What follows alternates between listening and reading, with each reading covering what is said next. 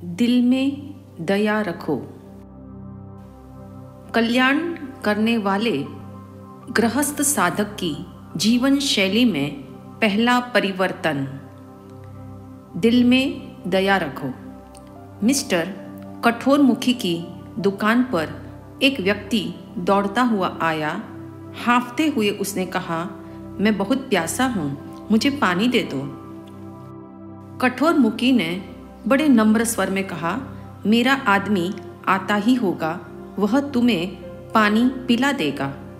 प्यासा व्यक्ति 15-20 मिनट तक इंतजार करता रहा और दुकान में रहे घड़े को बड़ी प्यासी नज़र से ताकता रहा।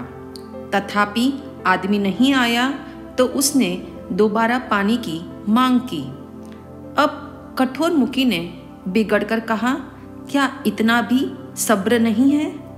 अभी मेरा आदमी आता ही होगा, कुछ देर और इंतज़ार करो। लगभग आधे घंटे की प्रतीक्षा के बाद उसने गिड़गिड़ाकर पुनः पानी की याचना की तो कठोरमुखी ने क्रोधित होकर कहा, धीरज नहीं रख सकते हो तो चले जाओ यहाँ से। आदमी नहीं आया तो मैं क्या करूँ?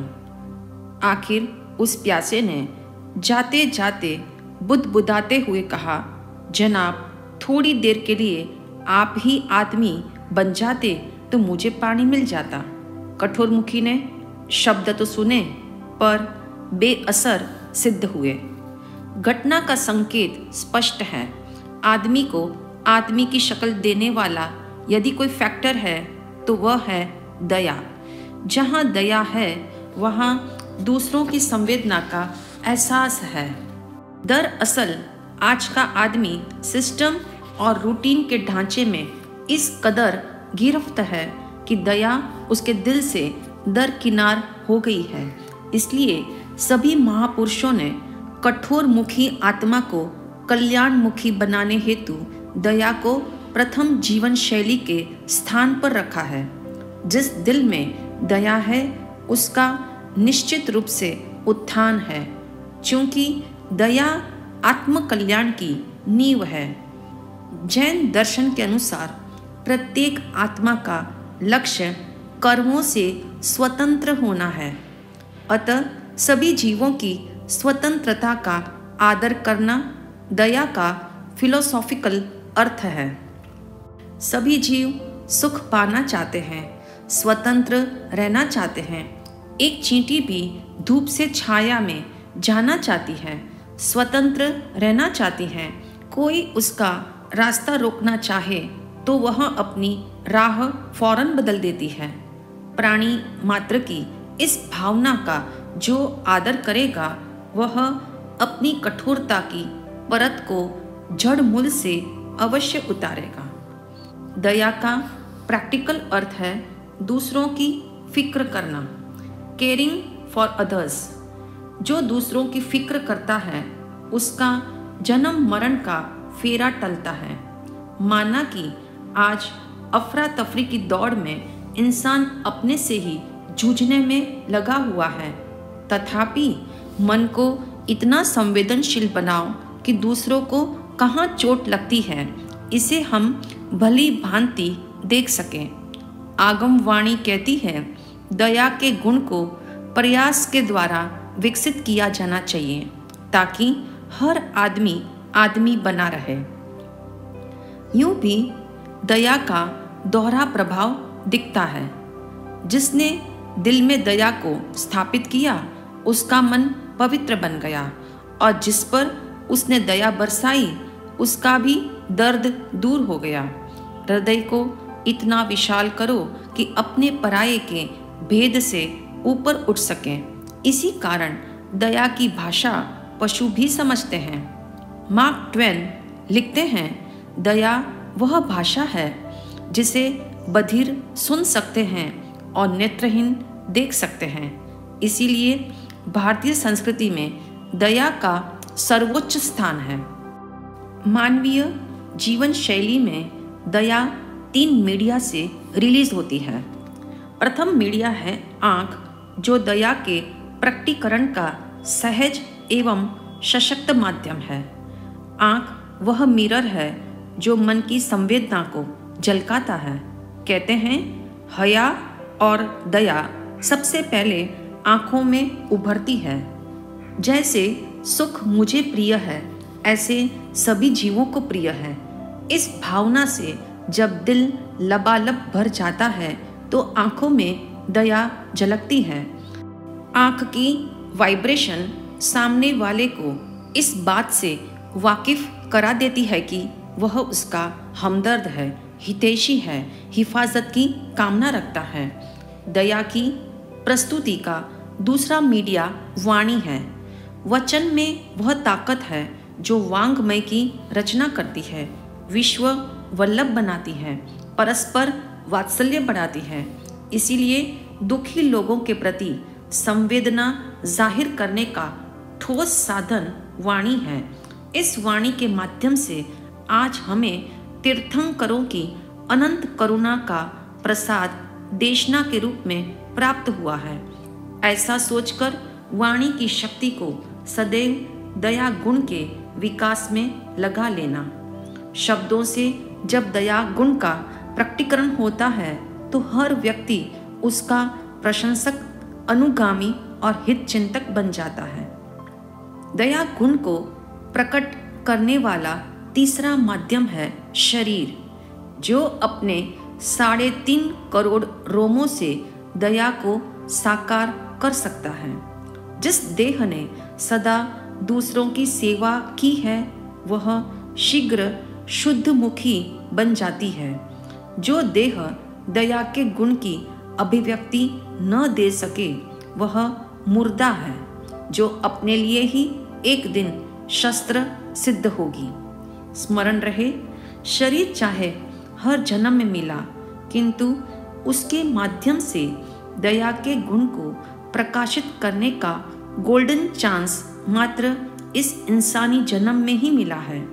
अब भी शरीर की शक्ति सज्जनता में नहीं लगी, शराफत से नहीं जुड़ी, तो दया के गुण पर कठोरता की परतें जमती चली जाएगी।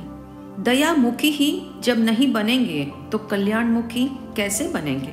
इसलिए प्रत्येक दिन अपने दया के मीटर को चेक करना। आगमों में 2 प्रकार की दया का उल्लेख मिलता है, अकारण दया और सकारण दया। वीतराग परमात्मा की अकारण दया सहज है, स्वाभाविक है, सतत है, निराबाध है, समान रूप से सब पर प्रवाहित होती है। उनकी अनंत करुणा बहती है। हम चाहें तो ऐसी अकारण दया के आंशिक अधिकारी बन सकते हैं।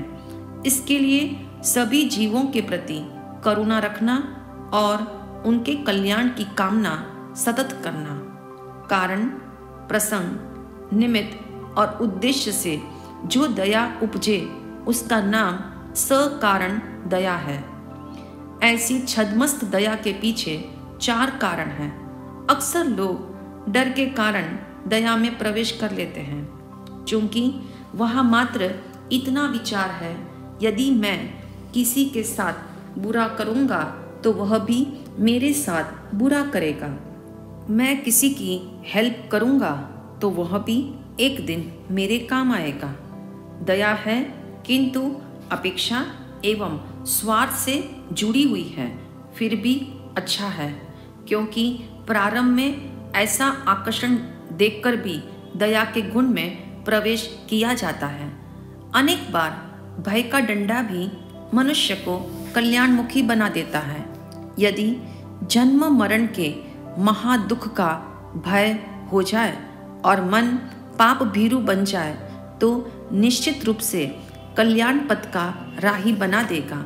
अतः अपने डर को पाप के संग कनेक्ट करो तो सकारण दया एक दिन अकारण दया तक पहुंच सकती है। दया का दूसरा निमित्त है प्रलोभन। लालच के कारण भी लोग दया में प्रवेश कर लेते हैं, चाहे वह लालच आने वाले जन्म में सुख पाने की हो अथवा इस जन्म में धन, माल या मान प्रतिष्ठा की चाह से पनपी हो। मान लो मिस्टर प्रशंसामुखी अपने दोस्तों के संग चौराहे पर खड़ा हो और एक भिखारी उसी वक्त भीख मांगने आ जाए तो प्रशंसामुखी 10 का नोट देगा या 50 का? यदि उसे कोई देख रहा हो तो कौन सी नोट देगा यह विचारणीय है। स्पष्ट है, किसी के समक्ष भला बनने के पीछे प्रतिष्ठा का प्रलोभन है। लालच से प्रारंभ हुई दया तभी कल्याणमुखी बन सकती है जब धर्म का लालच जागे और सबके हित की लगन भी हो। याद रखना, जिसके दिल में दया नहीं वह सचमुच दयनीय है। संत दलाई लामा लिखते हैं, जीवन की शुरुआत एवं अंतिम पड़ाव में जब हम अन्य लोगों की दया पर निर्भर रहते हैं तो मध्यकाल में अर्थात जीवन के काल में क्यों हम लोगों पर दया बरसाना भूल जाते हैं। दया का एक उद्देश्य शिक्षा और संस्कार भी है। प्रायः बचपन से ये संस्कार दिए जाते हैं, गरीबों की दया करो, पक्षियों को दाना डालो, दुखी की मदद करो। किंतु आज हमने इस शिक्षा को मात्र शिष्टाचार में ढालकर रख दिया, उसे महज एक परंपरा एवं रूटीन का धर्म मान लिया। इस कारण फीलिंग दब गई और शिक्षा या संस्कार की पूर्ति हो रही है। वस्तुतः दया का स्थान दिल है। जब तक दया का जन्म दिल में ना हो तब तक वह फिजिकल दया है। इससे पुण्य का अकाउंट तो बढ़ेगा किंतु कल्याण की साधना नहीं हो सकेगी। इसीलिए दया मात्र फिजिकल एक्ट न बने अपितु हार्ट के पावर पॉइंट से भी कनेक्ट हो। दया का वास दिल में है या नहीं, इसे कैसे चेक करें? अगर दिल में दया का निवास हो जाए तो श्वास में सद्भाव एवं उच्छ्वास में सहयोग। अकेला सद्भाव या अकेला सहयोग दया को जिंदा नहीं रख पाएगा। सहयोग के बिना सद्भाव कब तक टिकेगा? सद्भाव के बिना सहयोग कल्याणमुखी नहीं बनाएगा। इसलिए सद्भाव एवं सहयोग का स्थायी तालमेल दिल में दया को स्थापित करता है। सावधान, किसी को दुख देना तो पाप है ही, किंतु अपने पास सुविधा हो फिर भी दूसरों को नहीं दो तो वह भी पाप है। सच है, दुखी के दुख को सुखी नहीं समझ सकता। सुखी यदि समझ ले तो दुख विश्व में टिक नहीं सकता।